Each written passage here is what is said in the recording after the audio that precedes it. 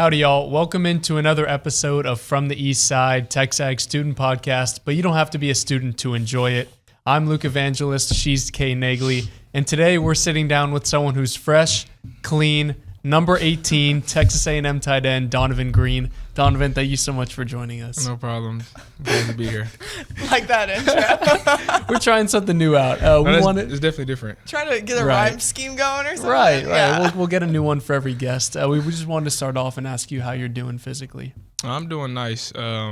It's been a long journey with the rehab process of my knee, but I mean, I'm getting better every week, and I'm going to continue to get better, and I'm just ready to be back. Yeah, I bet I would be so ready if I were Yeah. you. So what % would you say you are? And then if you could take us a little bit through that rehab process and how difficult it's been. I say I'm about 70% right now. I mean, it's been a long journey. Beginning, it was super tough going through just the recovery of it. Just everything that you do hurts. Just existing hurts. Yeah, jeez. But, I mean, it's just like at the beginning, you just got to look for the little things that change, like being able to, get up without your leg hurting or having that rush go straight to your knee. Yeah. To being able to, like, walk up the stairs without it hurting. And just, like, looking at the little things as you go, it just makes it better and not just looking at, I'm not fully healed. So, I'm always going to be down and stuff like that. So, you just got to look at the little goals. Yeah. What have you learned about yourself throughout this journey? Wow. It's a Deep good one. question. Probably I tend to look at the future a lot, and going through this, it being like harder than my other injuries, I think that it's helped me to look at the now and not tend to look at the far, because you can get caught up in where you're not at, and you won't worry about what you can do now to eventually get there. So, I guess that's something that I've learned. Yeah, just the little goals, accomplishing them. I can't even imagine, but how excited are you to finally get back out there, be ready to go, be 100%, and be with your new teammates out there? I'm so excited. Going through a full season, just sitting there, learning from a different perspective. It's been good to do that and just sit back and learn in different ways. Yeah. But right now, going through off season, seeing my teammates go through crazy workouts and stuff like that, it's just building my anticipation to just want to compete, because we're all competitive in this sport. So I'm just ready to get back out. Yeah, I'm sure you want to be out there doing that with them too. Yeah, definitely. What's impressed you the most about the new coaching staff?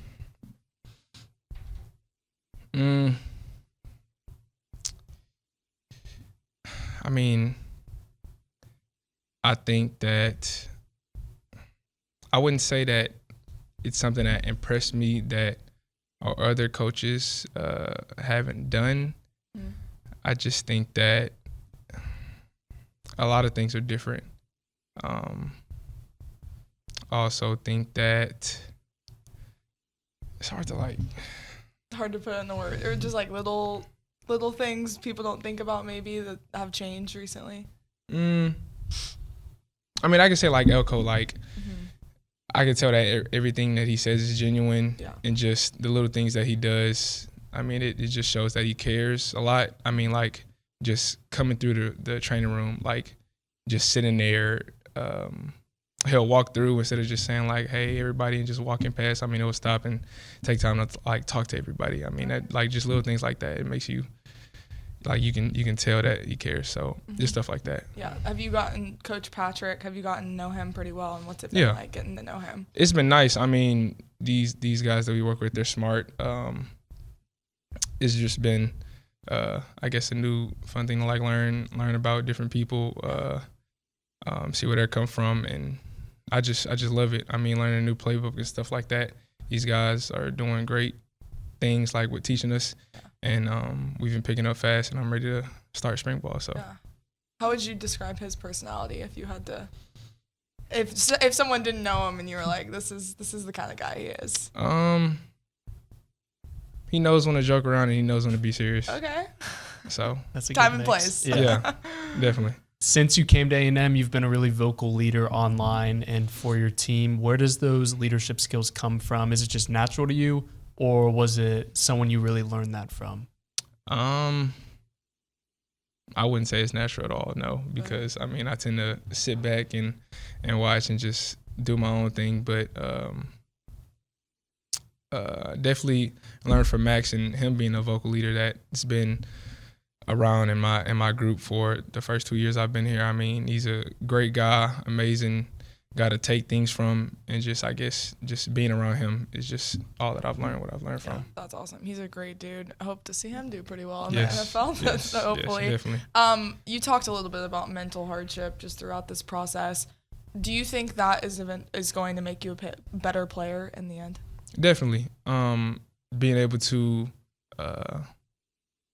make mistakes. Everybody's going to make mistakes sometime. Being able to look past that and look at the next play. I mean, just stuff like that, not dwelling in the past, always looking towards to do better things and fix your mistakes. So stuff like that, Yeah. You mentioned Max Wright. We want to talk a little bit more, some things that he's taught you that you're now able to pass on to the younger guys now that you're that guy that they're looking at.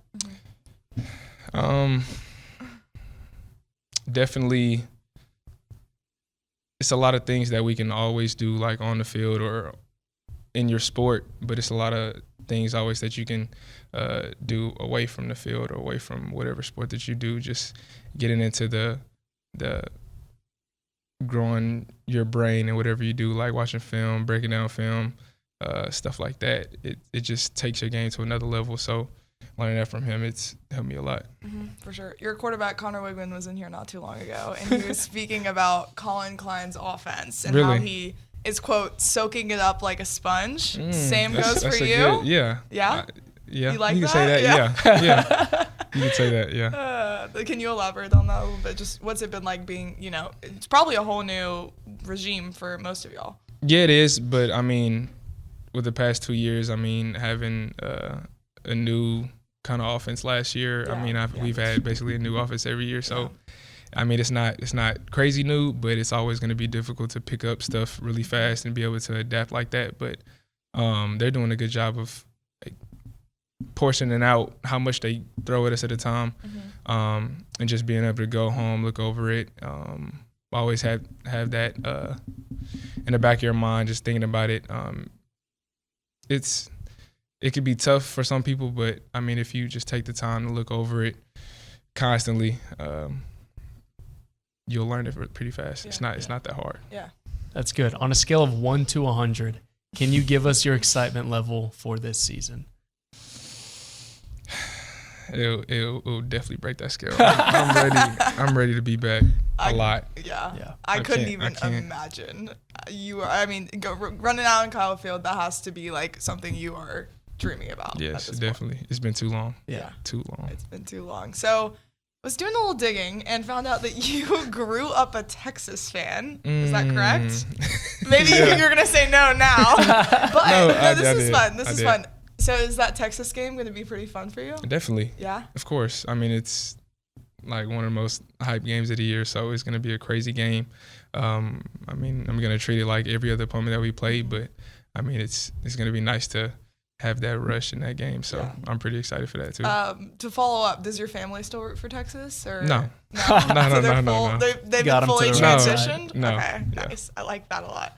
All right, so we're going to do some rapid fire questions. Just going to run through them really fast. Okay. So we're doing rapid fire with number 18, Donovan Green. So first one, why number 18? So with my number, I wore like different numbers growing up in Little League, stuff like that, 6, 8, I think that's all I wore, 6 and 8. But when I got to high school and I got moved up to my freshman year of high school, I wore like 86, I think. And then halfway through the year, I got moved up to varsity, and you don't really have much say being a freshman on varsity of what number you get. So I got 18, and I remember going home and telling my dad, I just got moved up and they gave me number 18. He was like, oh, it's a coincidence because I wore 18 in high school. So, that's awesome. That's a good story. I got 18 my freshman year, kept it ever since, and it's still my number. So that's an incredible story. Who is your favorite Texas A&M athlete of all time? I'd probably just say Mike Evans. I mean, he's from where I'm from. I've been around him. So, I mean, that's just a good person to look at. Done great things, still doing great things, and I hope he keeps doing great things. So. He's in free agency now. Where do you want him to go? Do you have an opinion on that? I mean, I'm gonna say Texans because I'm a Texans guy, but Okay. I don't know if that's probably not gonna happen. Hey, So. you never know. Yeah, you never know. Yeah, let me not say that. So who's your favorite current non-football athlete that currently plays at Texas A&M right now? Basketball, baseball, or not football apparently. Dang. Softball, track. I mean, we got a lot of them here. I mean, if I'm not playing football, I would probably want to play basketball. So I guess you could say Wade Taylor. Yeah. I mean, he's doing crazy things. I actually played against him in high school. Did you? Yeah. How did that go over? We played them like a preseason game. It was like a preseason tournament before the season, and it was like a tournament in Houston. And we ended up before I got on the team because they played them before I got on the team because like football season and the beginning of basketball started at the same time. So they had played them when I wasn't there, and they lost to them, and then we played them again. And we ended up losing by 1 in overtime, so it was a pretty close game. We need to find the highlight tape. Yeah, it was a crazy Green, game. Taylor. I didn't do that much. I was a sophomore, but hey, it was right there. Yeah, it was right there. You may have already let the cat out of the bag, but who is your favorite NFL team? Texans. Yeah, I mean, I'm gonna always root for the Houston area, so yeah, you just say the Texans. Easy. Make your own concert. Give me an opener, a headliner, and a closer. 3 people that you would want. Dream concert lineup. You're probably not even gonna know who these people are. I can't even think of everyone's name off the top of my head, but I listen to a lot of Christian rap, so I know one of them is. I think his name is Alex Jean. Okay. He's a pretty good guy that I know. We can have Alex Jean for all Don't 3. sleep on Christian rap. It's not bad. You just gotta look. I do. You just listen have to to some look. Christian rap. You have to look. There's some artists that are pretty promising. Out I there. thought it was like pretty corny, but then I actually found good music and it's actually good. So You gotta find like the underground stuff Yeah. a little bit. You gotta dig a little deeper. What's your go-to celebration? I don't even have one. I've gotten made fun of this so many times because I don't have one. Like my first touchdown, I just threw my hands up, and I even did that in high school because like it's easy to like, oh, I'm gonna do this when I score, but then you like get on the biggest like stage you've ever played on, and then you score. Like you're not thinking about what you were thinking about before. I mean, I'm gonna have to come up with one, but I don't know right now. This is go-to. I mean, Yeah. that's easy. That's what I'm saying. It's just simple. automatically. It's simple. Yeah. If you had an unlimited supply of anything, what would it be?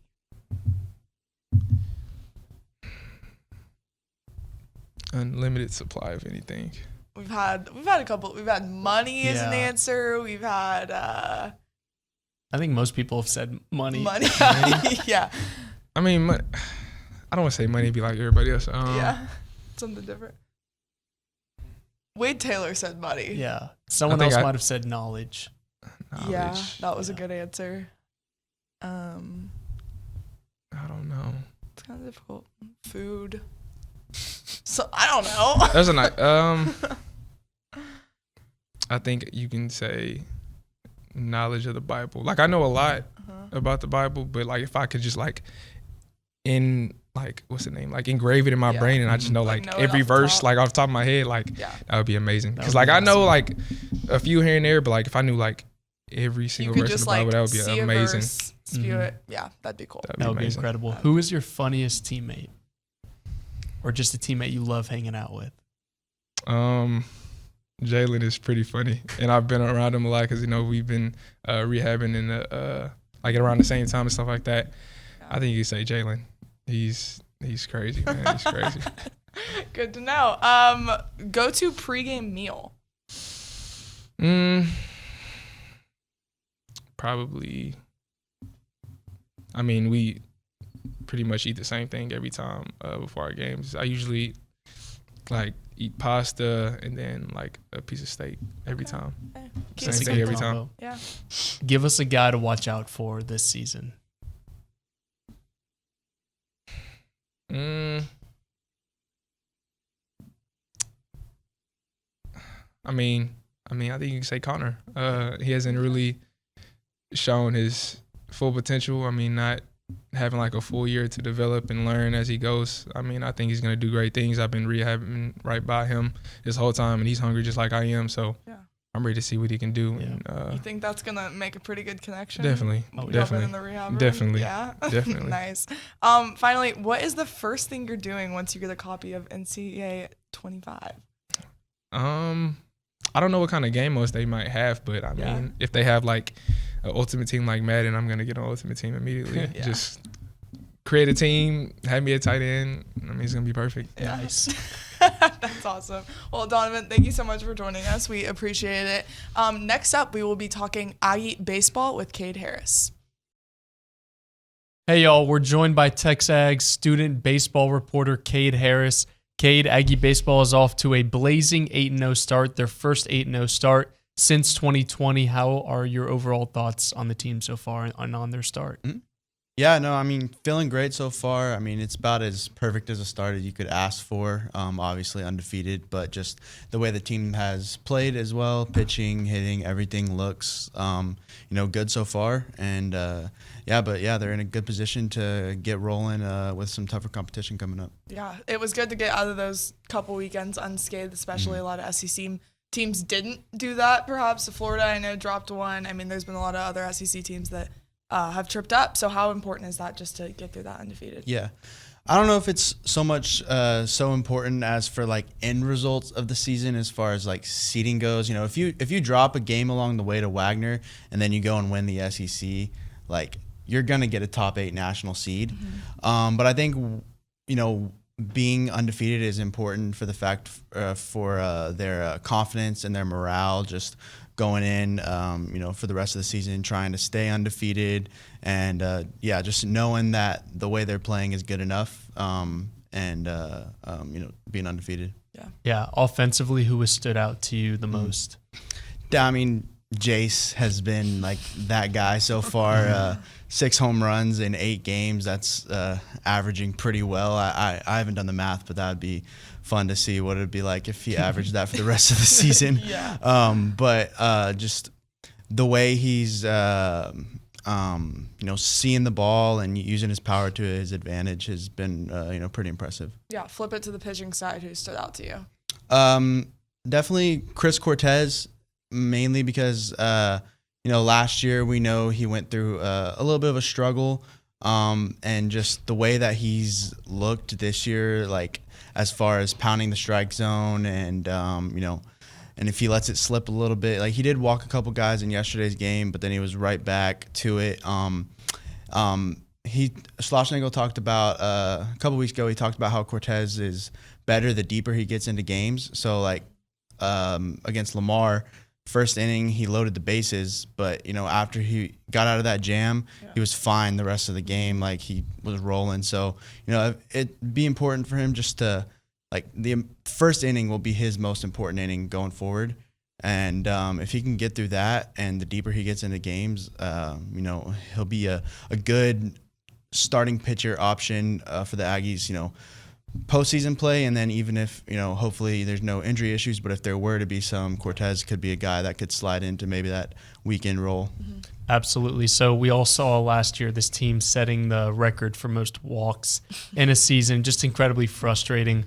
What has the impact of Max Wiener been? It's kind of hard to quantify it because it's just so impressive, the amount of 0-0 count strikes. You got guys hitting 80, 90, even 100%.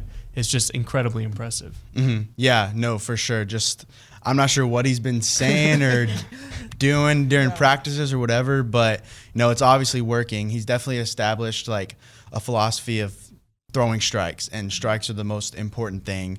And pounding the strike zone, getting ahead in the count is extremely important for a pitcher, and staying ahead. Mm-hmm. And so I definitely think he's established that in his players, and then just establishing confidence in them as well, like knowing that they're at this level, they are here for a reason, they can compete at the top, and just go out there and throw, and if they hit you, it's okay. But as long as you're throwing strikes, you'll be good to go. Yeah, I think the most impressive thing to me has been that he's doing it with some of the same staff he did last year. Like seeing guys like Cortez and Shane Tadeo and Ashton Beck, like some of those guys that you rolled out there who were good last year, promising, but then just seeing their development, it's been cool to see. For sure. So if you, hypothetically, let's say you had a guy like Braden Montgomery on your team, right? And he is going out there and he's hitting 390 and then he's going and sitting them down in the ninth. Like, what does that do for you as a teammate? Oh, man, I mean, just knowing that I have like someone there that could do both would just be a great feeling, knowing, it's a limited roster. Like Schlossnagel talked about yesterday, it's going to be limited to 27 people once it comes to SEC play. So he may need to pitch, but just his ability to do that is super impressive. I think hitting a baseball is one of the hardest, if not the hardest thing to do in all of sports. And then to do it at this level, to do it like the production that he's been performing at in his career. Yeah. And then just to go out there after he did that, for 3 hours, he's been at the field, a long day, and then he goes out there and throws a 91, strikes out the first guy he sees, and sits him up, 3 up, 3 down. It was pretty impressive. Yeah, absolutely. We want to get your thoughts on the Hayden Shot social media video from Monday. Can you explain a little bit of what was going on in that, and then how much of an impact it has on a team when everyone is having so much fun together off the field? Yeah, so they're playing fungo golf, and if you don't know what that is, like a fungo bat is what coaches use to hit, outfielders and infielders, ground balls, pop flies, and they were using that and a baseball, and it's like playing like disc golf. Disc golf. Yeah. It's like disc golf, playing regular golf, and then but they were just using that with a fungo bat and a baseball. But like you talked about with the just what it does for them as like a ball club, it's cool to see because if you have guys around you like that you can do these things with and bond with and you become best friends with them, it makes it so much easier to come out to the field every day and practice when you maybe not be feeling it as much that day. It just makes it easier knowing that you have your friends there, and just if you have dead time, go do something fun like that with your friends. Just guys being dudes. Exactly. I think the funniest comment was like one of the guys wasn't in uniform because he didn't have his shirt off or something, because all of them had their shirts off in the video. It was funny. But upcoming weekend, got some bigger competition head on. What are your expectations for this weekend at the Globe Life Series? Yeah, like you mentioned, it'll be better competition, so I think we'll be able to get a little bit better view of the team, what it'll look like the rest of the season come SEC play. It is better competition. USC isn't very good at all. Like, I think they're 2-5 and they've lost to some pretty bad teams, so that one will kind of be like I fully expect them to win that game. But the Arizona State games should be interesting, especially Friday night, because they have a starter by the name of Thomas Burns, and he's really been their only pitcher. He's first game against Santa Clara, 5 innings, 1 hit, 7 strikeouts, no runs, and then last weekend against Ohio State, he pitched 4 1/3, 2 earned runs, and 8 strikeouts. But after him, they don't have a lot, and so I think if they can get to that Friday night guy early, they should have some success the rest of the weekend, and I'd fully expect them to go 3-0 if they can get past him, but the pitching should be tested in those 2 games as well, because Arizona State's lineup's pretty good. Yeah, absolutely. Then right after that, they'll get their first crack at a ranked opponent when they travel to Austin for the annual, just meaningless midweek game that both teams play with each other. So what are your initial thoughts on that matchup with the Longhorns? I'm excited. I haven't seen what their Tuesday pitcher is like or know too much about him, but if the Aggies get the same Cortez that has been throwing these past 2 days, I like their chances based off the way the team's been hitting. Yeah, absolutely. Sure. Let's hope they can get that one, because they had that streak. A&M had that streak of beating Texas, not just in Omaha, but in all those meaningless midweek games. And Texas got it back last year, so we're hoping to get that streak going before they join the SEC. Let's do it. That'd be great. Yeah, thank you so much for joining us, Cade. We'll be back talking Aggie softball. We are back sitting down with TexAgs softball beat reporter Idani Cantu. So last weekend, the Aggies won 5 of 6 at the Texas A&M Invitational. We want to just talk to you a little bit about that. So mainly, was it just a combination of timely hits and the pitching working? What was it that you saw specifically that related to wins? What I saw was definitely having those timely hits. There were some where the girls were either reaching, they were swinging too early. There was so many foul balls. And I asked Coach Ford about that, saying, hey, like, what do you think? She's like, you know what? That's just how the game goes. Sometimes you're going to have good hits. Sometimes you're not. But yeah, definitely during that Sam Houston State game yesterday, those girls were definitely, what I saw was a lot of reaching, but she talked about how the pitcher was really getting on the girls' toes and they were just learning how to adjust to that, and that's something that they're going to be having to get used to, is just getting different pitchers with different velos and being able to take advantage of what they can. Yeah, for sure. Yeah, for the most part, it was a great weekend, but there was still the one loss, the 1-0 loss to Kansas. What went wrong in that game, in your opinion? It was such a sad game to see. I mean, the team was doing so great, but I do feel like it was a completely different team, unfortunately. There wasn't any much of a shift until the 7th inning, which is when, or the 6th inning, which is when Kansas got in there. But it was a lot of pop outs. I believe I had counted up 13 pop outs in total, and it was kind of a little bit upsetting to see. You see the girls hit really great and you're like, okay, wow, it's gonna be good, and then it's a pop out and it's a little bit disappointing. But I mean, the defense on both sides were really, really good, and I guess that's why it was so easily going 3 up, 3 down, 3 up, 3 down. The beginning was a really quick part of the game, and it was just both of those defenses. They were making those routine plays, they were getting the outs, and there wasn't very much room for error in either team. So I guess it was more of like a who's doing better at what, because our defenses are already covering our backs for that. Yeah, I mean, that's, if you want to lose 1-0 isn't a horrible way, to go. Yeah. But we want to talk about Emily Kennedy. I mean, she is just on fire right now. Back-to-back SEC pitchers of the week. Yes. Recorded 16 strikeouts, tying a single game program record.